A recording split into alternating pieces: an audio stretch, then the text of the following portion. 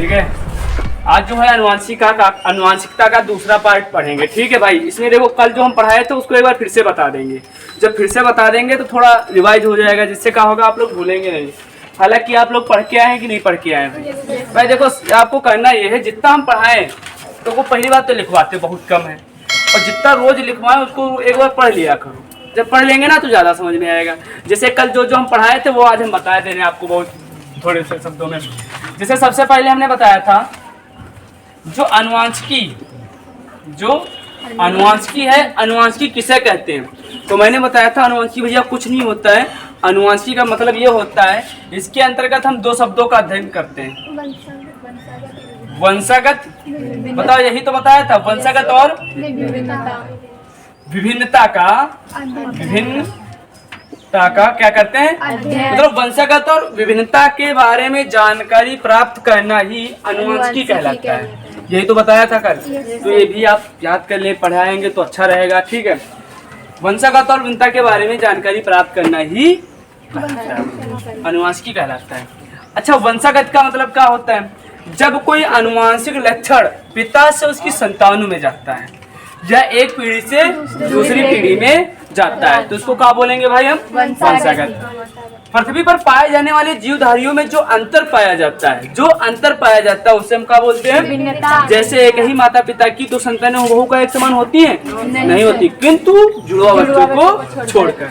इसके बाद में मैंने बताया था ये जो अनुवांशिकी शब्द है, इस शब्द का प्रयोग सबसे पहले किसने किया था? अनुवांशिकी शब्द का प्रयोग सबसे पहले किसने किया था? डब्ल्यू वेटसन। याद रखिएगा, पूछेगा डब्ल्यू वेटसन ने इस शब्द का प्रयोग सबसे पहले किसने किया था? डब्ल्यू वेटसन। इसके बाद में क्वेश्चन आएगा भाई, अनुवांशिकी का जनक किसे कहा जाता है? अनुवांशिकी का जनक किसे कहा जाता है? सर ग्रेगर जॉन मेंडल को। अनुवांशिकी का जनक सर ग्रेगर जॉन मेंडल को कहा जाता है। क्यों कहा जाता है? क्योंकि इन्होंने अनुवांशिकी शब्द पे प्रयोग किया था। इन्होंने क्या किया था? प्रयोग। अब यहीं से जब बात आती है प्रयोग की, तो प्रयोग से याद रखिएगा, प्रयोग इन्होंने किस पादप पे किया था? मटर पे। किस पे किया था? मटर पे। मटर का वैज्ञानिक नाम क्या होता था? पाइसम और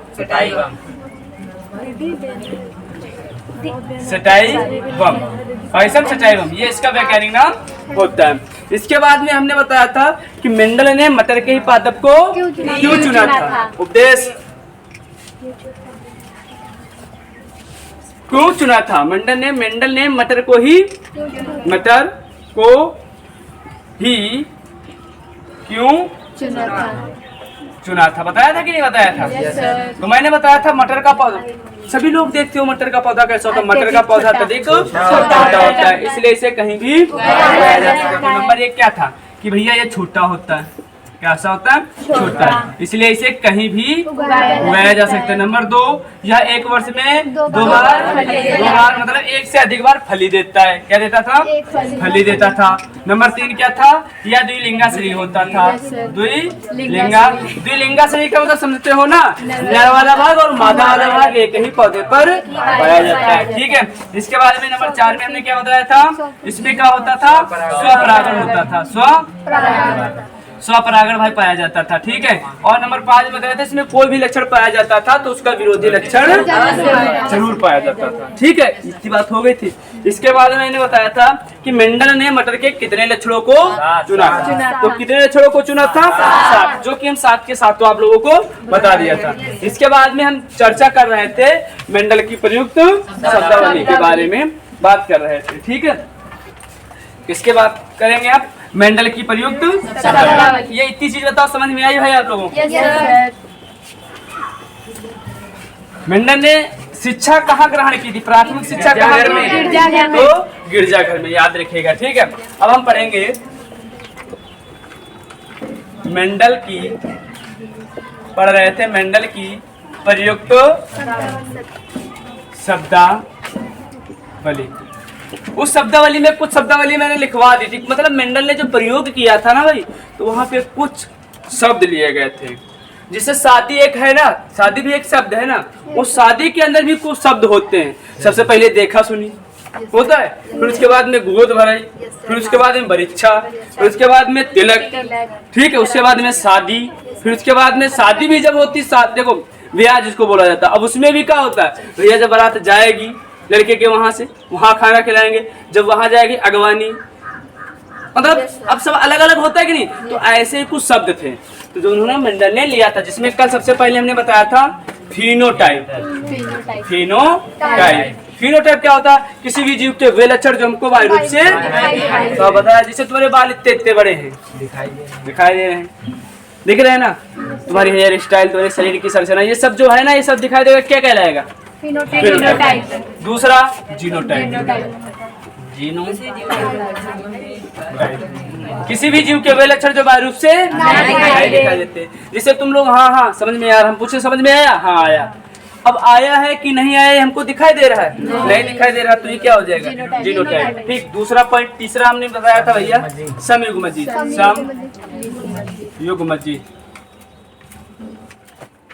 समयुग्मजी समयुग्मजी क्या होता था, जब किसी लक्षण के लिए दोनों युग्मक कैसे होते थे, जब किसी लक्षण के लिए दोनों युग्मक एक समान होते थे भाई, उसे ही क्या बोलते थे, समयुग्मजी। जैसे चप्पल आप लोग पहनते हैं, तो चप्पल जब 8 नंबर होगा तो वो समयुग्मजी। अगर एक 8 नंबर पहनते घूम रहे हो, एक 9 नंबर, तो जैसे स्कूल में ड्रेस चलती है, तो जब तुम ड्रेस में जाओगे तो समयुग्मजी। अब तुम भैया एक ड्रेस पहन चले जाओ, पैंट ड्रेस वाली है और शर्ट कोई दूसरा वाला, तो समयुग्मजी होगा कि विषमयुग्मजी, समयुग्मजी हो जाओगे। तो जब किसी लक्षण के लिए दोनों युग्मक कैसे होते थे, एक समान, जैसे X capital Y small Y, नहीं कैपिटल वाई आर, तो ये सब क्या हो जाते थे, समयुग्मजी। विषमयुग्मजी क्या होता था, जब किसी लक्षण के लिए दोनों युग्मक कैसे होते थे, अलग अलग।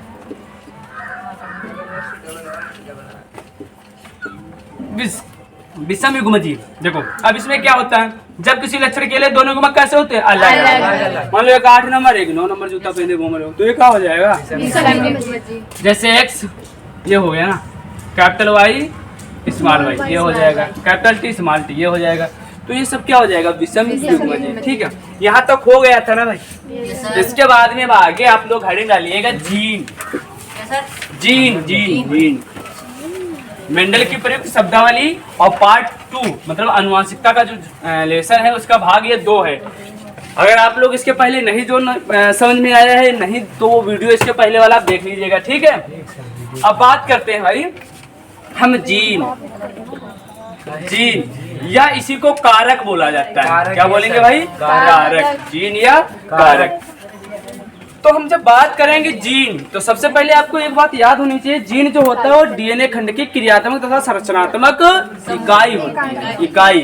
अब बात आती है डीएनए का होता है, तो आप लोगों ने पढ़ा होगा डीएनए की कुछ संरचना ऐसी होती है भाई सर, ये क्या होता है, डीएनए होता है, ये डीएनए होता है। डीएनए में विभिन्न नाइट्रोजन क्षारक 2 पॉलीन्यूक्लियोटाइड श्रृंखला और डीएनए की दोनों श्रृंखलाएं आपस में किसके द्वारा जुड़ी रहती है, डीएनए की दोनों श्रृंखलाएं आपस में किस बॉन्ड के द्वारा जुड़ी रहती हैं, हाइड्रोजन बॉन्ड के द्वारा।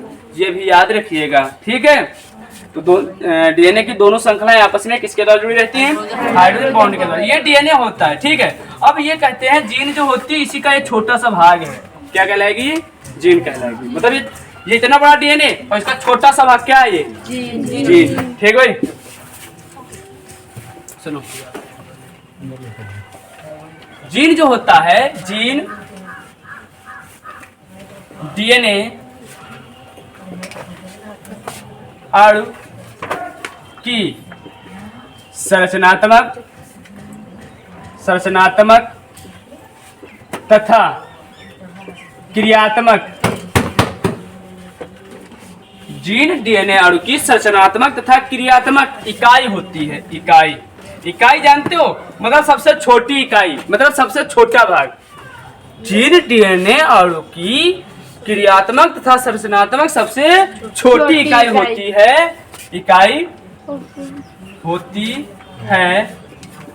जिस पर आनुवांशिक सूचनाएं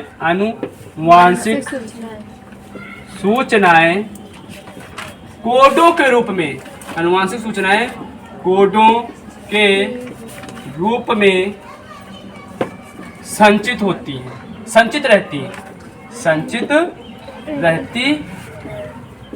अब कोडों के रूप में मालूम क्या, जैसे मोबाइल नंबर कोड ही तो होता है। जैसे आप लोगों ने देखा हो, जैसे शैम्पू लगाया हो कभी, शैम्पू के नीचे लाइन करके वहां पे ऐसे बार कोड दिया जाता है और नीचे उसका नंबर लिखा होता है, तो वही क्या होता है, कोड होते हैं। ठीक है, कोडों के रूप में संचित रहती हैं। ठीक है, इतनी बात आपको याद होना चाहिए, बहुत सरल है। जीन क्या होता है, डीएनए अणु की क्रियात्मक तथा संरचनात्मक इकाई होती है, जिस पर सूचनाएं कोडों के रूप में संचित रहती हैं। मतलब आप देखो, आपके शरीर में जो भी लक्षण आएंगे वो किसके अकॉर्डिंग आएंगे, जीन के अकॉर्डिंग। जैसे आपके पापा के जीन होंगे, जैसे आपके मम्मी के या जैसे आपके जनकों के जीन होंगे, वही आपके जीन आपके शरीर में आएंगे। जैसा ये जीन चाहेंगे वैसे आपके शरीर की परिवर्तन होगा, जैसे आपका शरीर रहेगा। ये जीन प्रोटीन निर्माण करते हैं, वो आगे आप लोग पढ़ेंगे। ठीक, इसके बाद में कभी कभी पूछता है कि जीन शब्द का प्रयोग सबसे पहले किसने किया था। जीन शब्द का जो एक वैज्ञानिक हुए थे जोहानसन ने किया था। जीन शब्द का प्रयोग किया था, पहले प्रयोग किया था। कब किया था, तो सबसे पहले पूछेगा जीन शब्द का प्रयोग सबसे पहले किस वैज्ञानिक ने किया था, तो जोहानसन ने किया था, ये याद रखिएगा। अच्छा, एक बात, जब मेंडल ने अपने प्रयोग किए थे उस समय ये जीन नहीं जानते थे जीन का होता है। उस समय मेंडल ने इस जीन को क्या कहा था, कारक। तो कभी अगर क्वेश्चन आ जाए, जब मेंडल ने अपना प्रयोग किया था तो उस समय जीन को क्या कहा था, तो कारक। ये याद हो जाएगा ना। मेंडल ने इसको क्या कहा था, कारक। मतलब यहाँ पे लिख दूं, मेंडल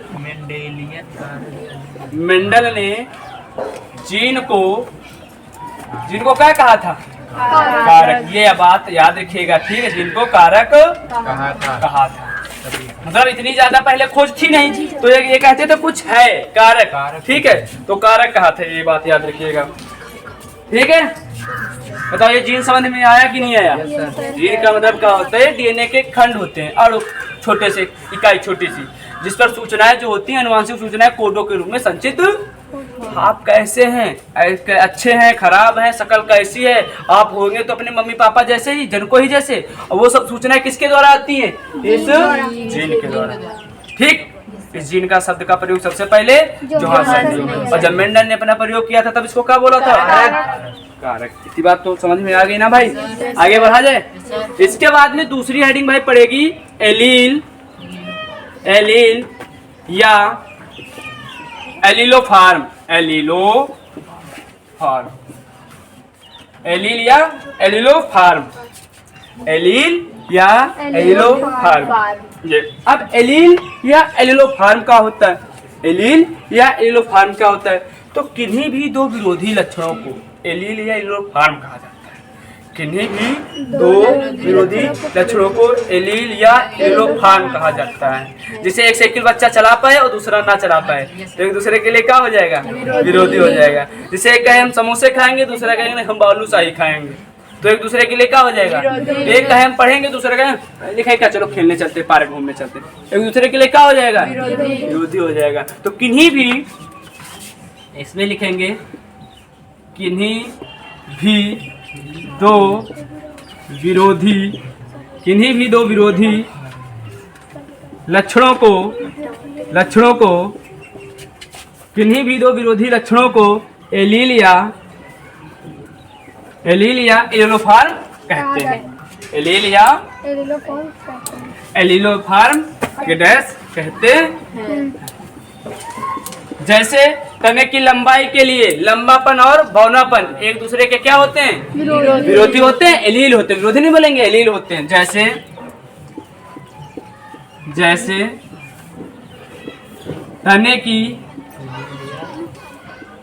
तने की लंबाई के लिए लंबापन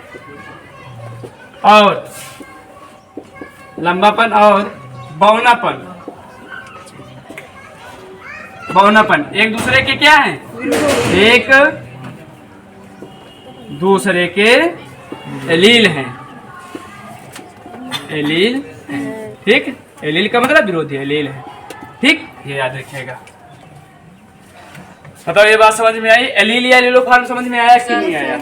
वो सरल है, किन्हीं भी दो विरोधी लक्षणों को एलील या एलीलोफॉर्म कहते हैं। कुछ कठिन नहीं है भाई, ठीक है। इसके आगे बढ़े। इसके आगे जो हेडिंग आती है वो आती है क्रास।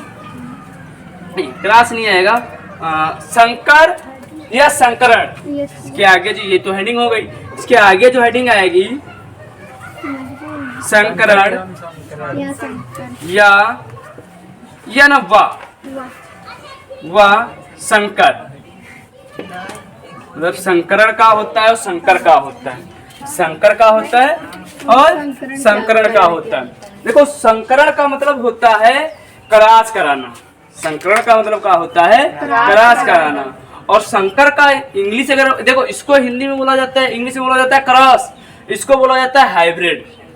इसको क्या बोलेंगे? क्रॉस। इसको बोलेंगे हाइब्रिड, ठीक है। अब बात आती है कि ये संकर व संकरण। ओए, तुम सही बैठ जाओ, उधर पीछे देखो जगह कितनी पड़ी है, सही से बैठ जाओ। वहां आ जाओ बेटा, उधर बैठ जाओ सामने। इधर भाई, संकर का संकरण का मतलब होता है क्रास। अब क्रास का मतलब मालूम, यो क्रास है, यही क्रास है। अब सुनो, हम क्रास बहुत सरल भाषा में बताएं। जैसे एक बिहार से अपने इधर का होता है, अपने वहाँ का होता है, दुल्हन जो लोग होते हैं बिहार से लाते हैं कि नहीं लाते? दुल्हन बिहार से ले आए, इधर दुल्हन कहाँ से लाए? बिहार से। अच्छा, दूल्हा कहाँ का होगा? यूपी का। जब इनके बीच में संकरण होगा ना, जो संतान बनेगी ना, ये जो होगा, मतलब जब निषेचन होगा उसको क्या बोलेंगे? संकरण। जो निषेचन होगा उसको क्या बोलेंगे? संकरण। और इसके द्वारा जो संतानें बनेंगी ना भाई, जो संतानें बनेंगी, उन संतानों को हम संकरण कहेंगे। तो बात पल्ले पड़ी कि नहीं? अब देखे होंगे, मतलब जो बाहरी वाले इधर उधर वाले होते हैं, जो संतानें यहाँ पे देखो कैसे होते हैं। मतलब जो बच्चा या जो दुल्हने आती है ना बिहार से, जो लड़कियां, उनके द्वारा जो संतानें उत्पन्न होती हैं, तो वो देखो कैसे बोलते हैं या कैसे रहते हैं, थोड़ा अलग हिसाब के होते हैं। या दूसरे कंट्री से, मान लो किसी दूसरे देश की, जैसे वेस्ट इंडीज वगैरह हो गया, वहाँ की यहाँ शादी हो जाए, तो उनकी जो संतानें होंगी, देखो उनके बीच में जब निषेचन होगा तो क्रास कहलाएगा, और जिनके द्वारा जो संतानें उत्पन्न होंगी तो क्या कहलाएंगी? संकर संतानें। तो इसमें लिखना ये है, जब दो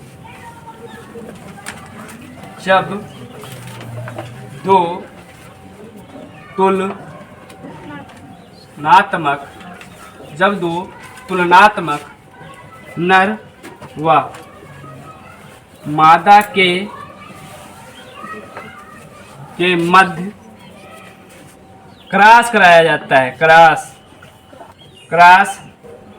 कराया जाता है, तो उसे ही क्या बोलेंगे? संकरण कहते हैं। संकरण कहते हैं। और संकरण के फलस्वरूप जो संतानें प्राप्त होती हैं उनको संकर कहते हैं। और संकरण के फलस्वरूप जो संतानें प्राप्त होती हैं, और संकर के फलस्वरूप जो संतानें प्राप्त होती हैं, और जो संकर के फलस्वरूप जो संतानें प्राप्त होती हैं, उनको क्या बोलेंगे? संकर। उन्हें संकर कहते हैं। क्या बोलते हैं भाई? संकर। या इसी को हाइब्रिड बोला जाता है। हाइब्रिड जानते हो ना? हाइब्रिड यही होता है, जो गेहूं हाइब्रिड ये आता है, तो उसे क्या बोलेंगे भाई? हाइब्रिड। ठीक, इतनी बात बताओ, समझ में आई? संकर का मतलब क्या होता है? जब दो तुलनात्मक नर व मादा के मध्य क्रॉस कराया जाता है तो उसे संकरण कहेंगे। उनके द्वारा जो संतानें उत्पन्न होंगी तो उनको क्या बोलेंगे? संकर बोलेंगे। ठीक भाई। और अभी मेंडल की प्रयुक्त शब्दावली में ये पहले बताओ, ये बात इतनी बात समझ में आई है कि नहीं आई? आ गई है? अब एक आगे इसके आएगा मेंडल एक गुण संकरण। एक गुण संकरण, एक गुण संकरण, द्वि गुण संकरण, ठीक है। तो ये आएगा एक गुण संकरण, पहले एक गुण संकरण, एक गुण संकरण। अब ये एक गुण संकरण क्या है, ये भी मेंडल की प्रयुक्त शब्दावली में। ये एक गुण संकरण क्या है, तो भैया जब मेंडल ने एक ही समय में मटर के केवल एक लक्षण को लिया था और अपना प्रयोग किया था, तो इसे क्या कहा जाता था, मेंडल का एक गुण संकरण। अच्छा, मेंडल ने मटर के पादप के कितने लक्षणों को चुना था, 7। अब ये जब एक गुण संकरण पढ़ेंगे ना भाई, तो इसमें ये लिखेंगे जब मेंडल ने मटर के केवल एक ही लक्षण को लेकर अपना प्रयोग किया था, तो इसे क्या कहते थे, मेंडल का मतलब एक गुण संकरण। अभी केवल इतना पढ़ेंगे। जब ये पहले बात बताओ समझ में आई है कि नहीं है, एक गुण संकरण। जब मेंडल अपना प्रयोग करेंगे और केवल मटर के कितने लक्षण लेंगे, एक लक्षण लेंगे, केवल एक लक्षण को। तो जब मेंडल ने अपने प्रयोग में मटर के केवल एक लक्षण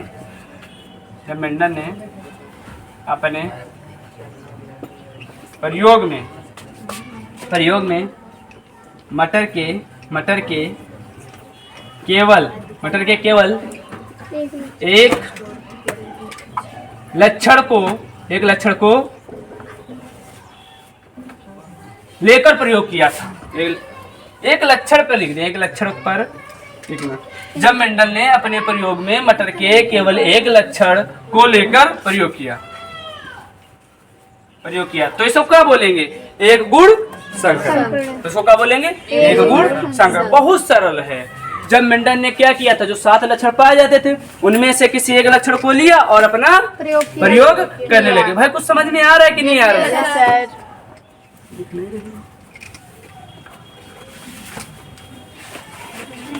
आते आते पहुंच पाई हो?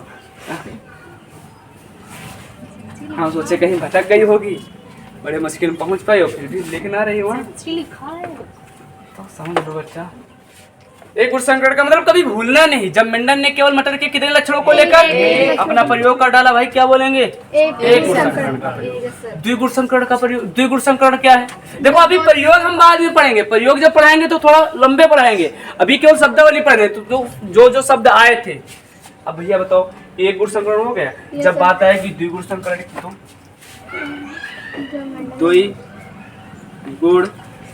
द्विगुण संकरण,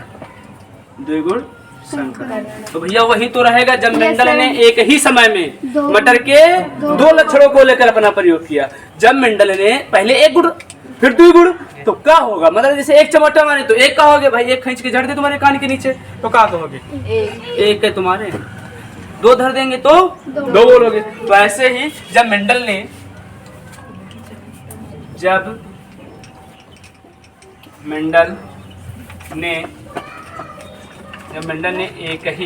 एक ही समय में मटर के किन्हीं भी 2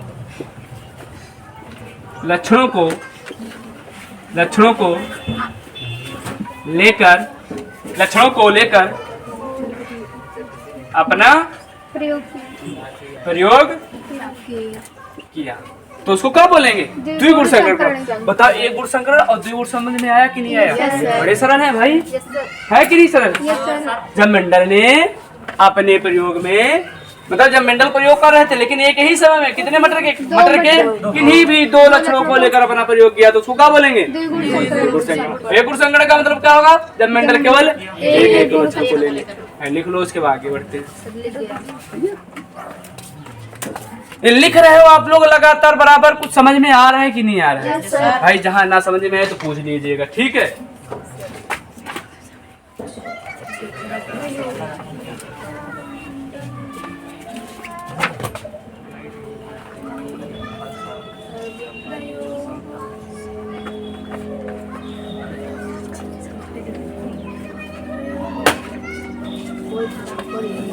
दिख रहा है कि नहीं दिख रहा है पीछे से? फोन चालू रहेगा, बंद कहाँ होगा? काहे सर्दी बंद जो की देव सर्दी जो जो बोलोगे सब रिकॉर्ड होगा। मटर के आगे बढ़े। Yes sir.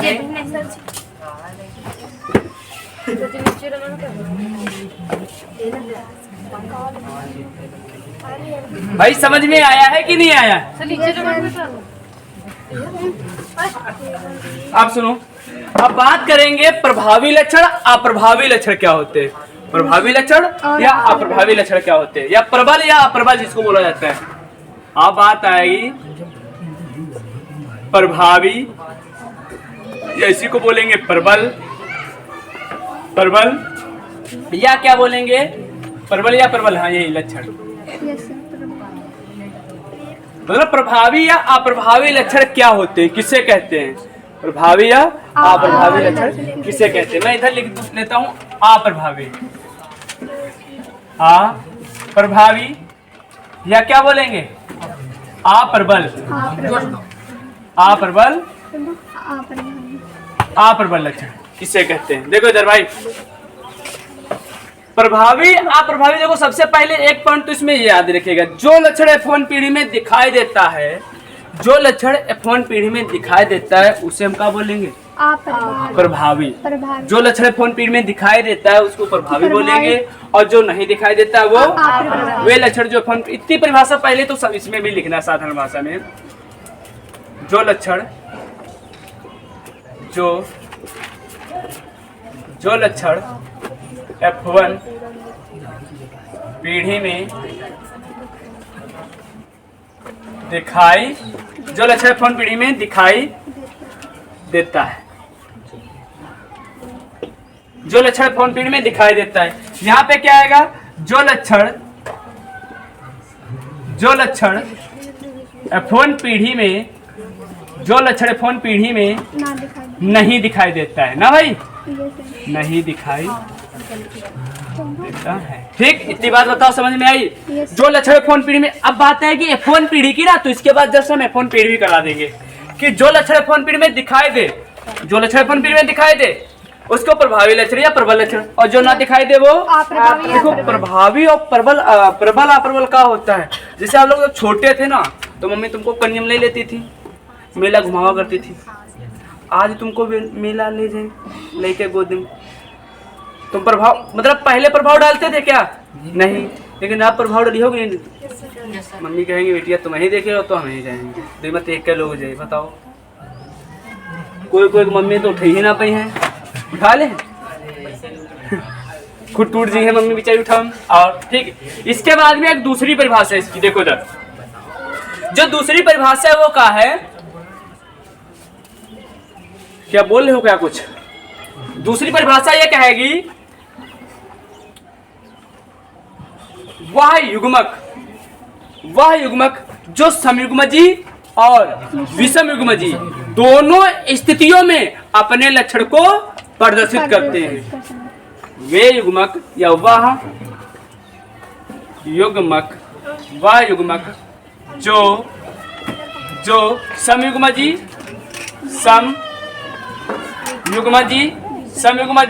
और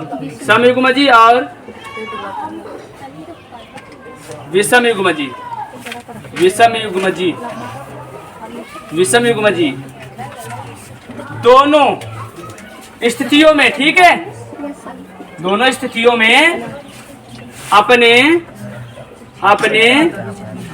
लक्षण को प्रदर्शित करते हैं। हाँ भैया, प्रदर्शित, ये भी बता दिया जाएगा आपको। मतलब वे लक्षण जो समयुग्मजी और विषमयुग्मजी दोनों स्थितियों में अपने लक्षण को प्रदर्शित करते हैं। अच्छा, यहाँ पे क्या आएगा, वह युग्मक जो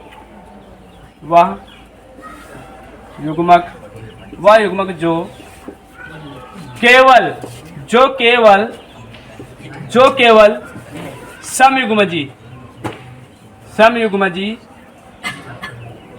इधर मैं इसमें बोले दे रहा हूँ, इधर देखो, वह युग्मक जो केवल समयुग्मजी स्थिति में तो अपने लक्षण को प्रदर्शित करता है, किंतु समयुग्मजी में प्रदर्शित करेगा, किंतु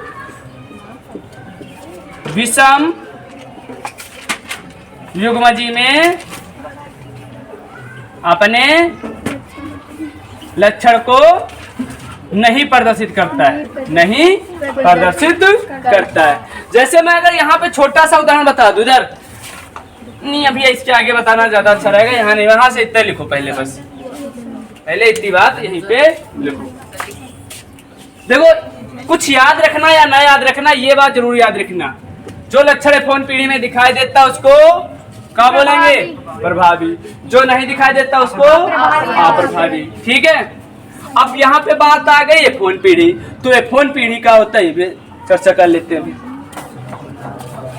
नीचे वाला मिटा दें।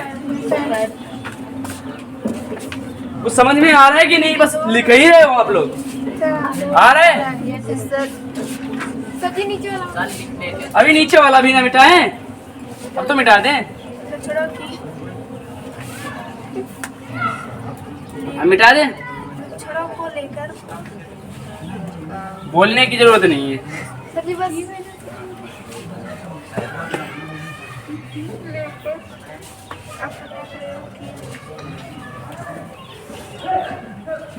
सोच लो, तुमको बजा देंगे अभी हम।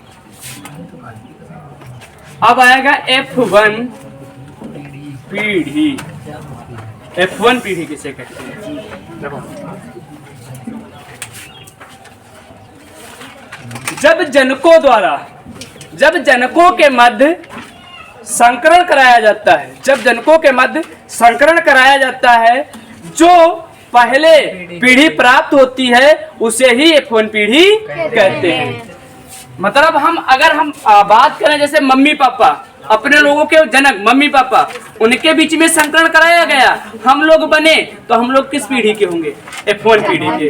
और हम लोगों की संतानें जो बनेंगी वो F2 पीढ़ी की। जब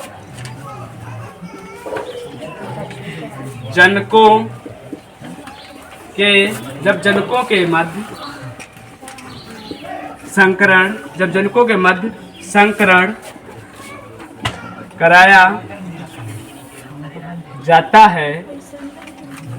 कराया जाता है तो जो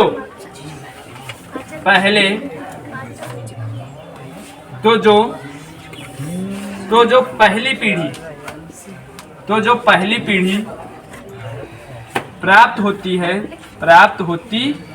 है उसे ही क्या बोलेंगे?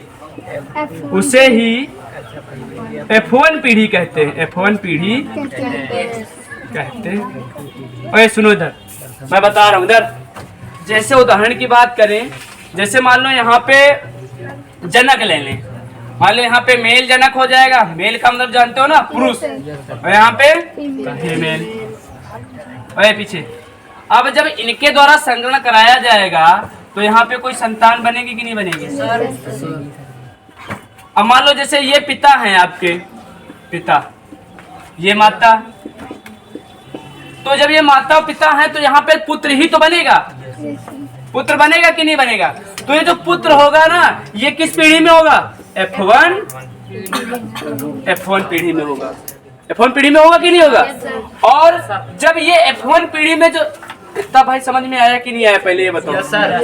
और जब F1 पीढ़ी में प्राप्त संतानों के मध्य पुनः संकरण कराया जाएगा तो कौन सी पीढ़ी वाली संतानें बनेंगी? मान लो अब ये वाली जो संतानें हैं ना, यहाँ इनकी शादी हो जाएगी जब, तो कौन सी इनके द्वारा पुत्र बनेंगे? मतलब पोती पोता बनेंगे कि नहीं बनेंगे? पोती पोता।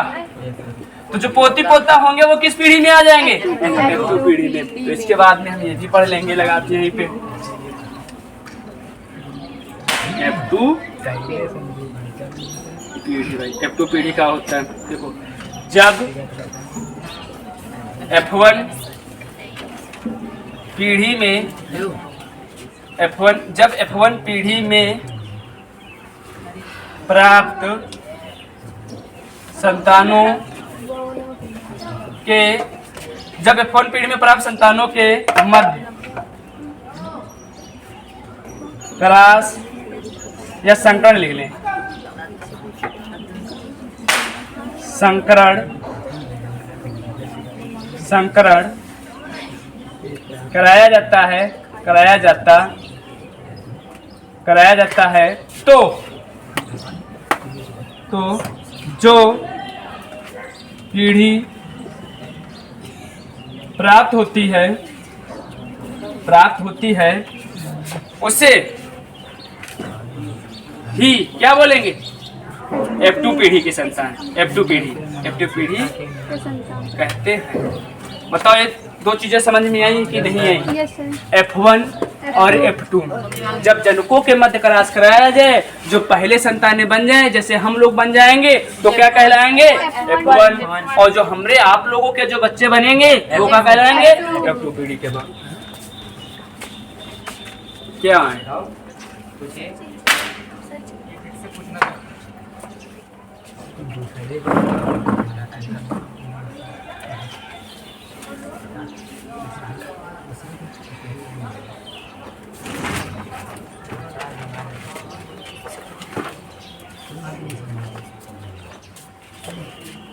बताओ ये बात समझ में आई कि नहीं आई? Yes sir. समझ में आनी चाहिए, इसमें कुछ है ही नहीं।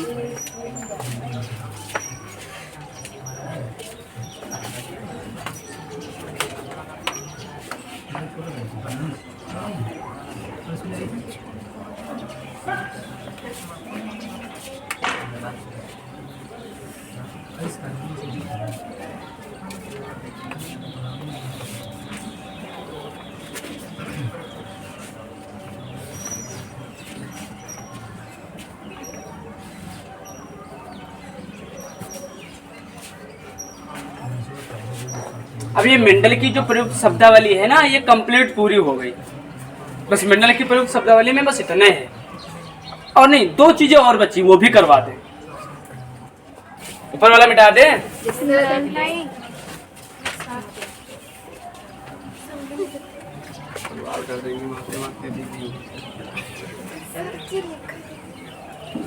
लेकिन ये पर हम बोर्ड पे लिख देते हो, तुम लोग कॉपी पे नहीं लिख पाते हो। हाँ, सर जी आप आगे आ जाते ही नहीं देता। तो आप सामने बैठो ना। जी कहाँ बैठ रहे? सुनो भाई, दो चीजें बची हैं, उनको बोला जाता है, एक होता है परीक्षण संकरण, एक होता है परीक्षण संकरण, वो भी लिख लो आप लोग।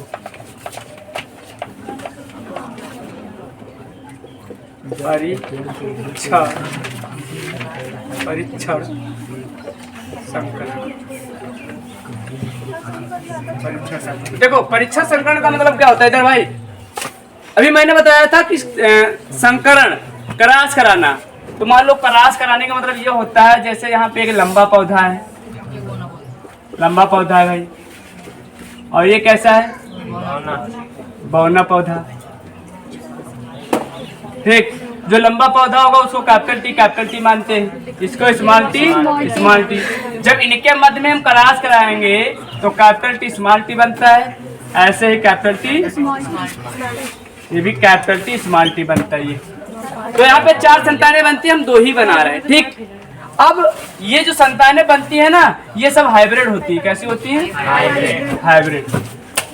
हाइब्रिड होती है भाई, या इन्हीं को बोला जाता है संकर। ये कैसी होती है? संकर। मतलब ये सभी के सभी संतानें लंबी होती हैं। कैसी होती? लंबी होती है। देखो मैं ये लंबी होती इधर, तो जब ये क्या है? परीक्षण संकरण। जब F1 पीढ़ी में प्राप्त संतान और एक अप्रबल, ये क्या होता है? ये प्रबल होता है और ये अप्रबल, और एक अप्रबल के मध्य क्रॉस कराया जाता है, तो इसे ही परीक्षण संकरण कहते हैं। तो समझ में आया कि नहीं भाई? देखो जब क्या होगा, जब ये कैपिटल टी स्मॉल टी और ये जो है अप्रबल वाले के साथ, मतलब क्या करेंगे? स्मॉल टी के साथ, और ये क्या होगा? संकर। ये कहाँ प्राप्त हुई थी? F1 पीढ़ी में। और ये कौन है? जनक वाली। ये कौन है? जनक। मतलब जब F1 पीढ़ी में प्राप्त संतान और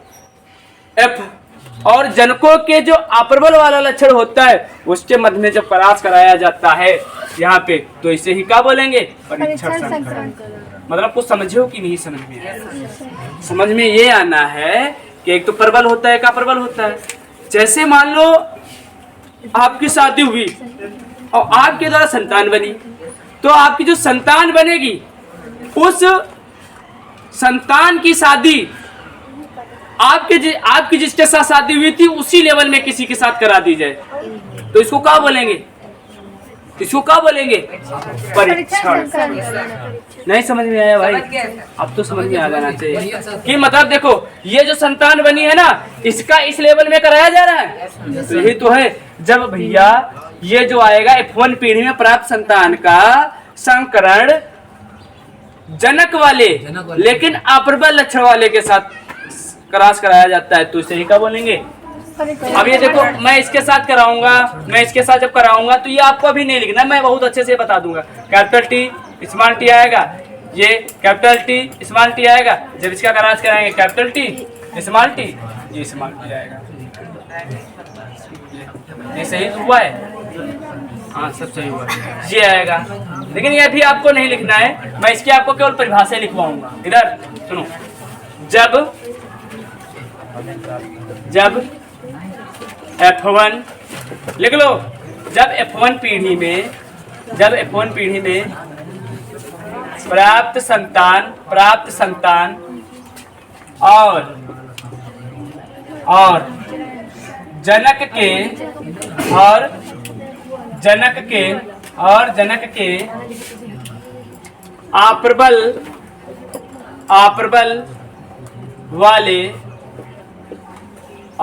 के अप्रबल वाले युग्मक के साथ संकरण कराया जाता है, संकरण कराया जाता है, तो इसे ही क्या बोलेंगे? परीक्षण। टेस्ट क्रॉस बोला जाता है, टेस्ट क्रॉस इंग्लिश में टेस्ट क्रॉस। सिंपल देखो, यहाँ मैं एक बार फिर से देखो, ये जो संतान बनेंगे F1 पीढ़ी में, F1 पीढ़ी को उठा के किसके साथ? जनक के साथ क्रॉस कराना है, और वो भी कौन वाला जनक होगा? जो अप्रबल होगा। तो देखो मैंने लिखा ना, अप्रबल वाले युग्मक के साथ संकरण कराया जाता है, तो इसे ही परीक्षण। अब भाई मेंडल की प्रयुक्त शब्दावली से संबंधित कुछ बचा ही नहीं, कुछ नहीं बचा।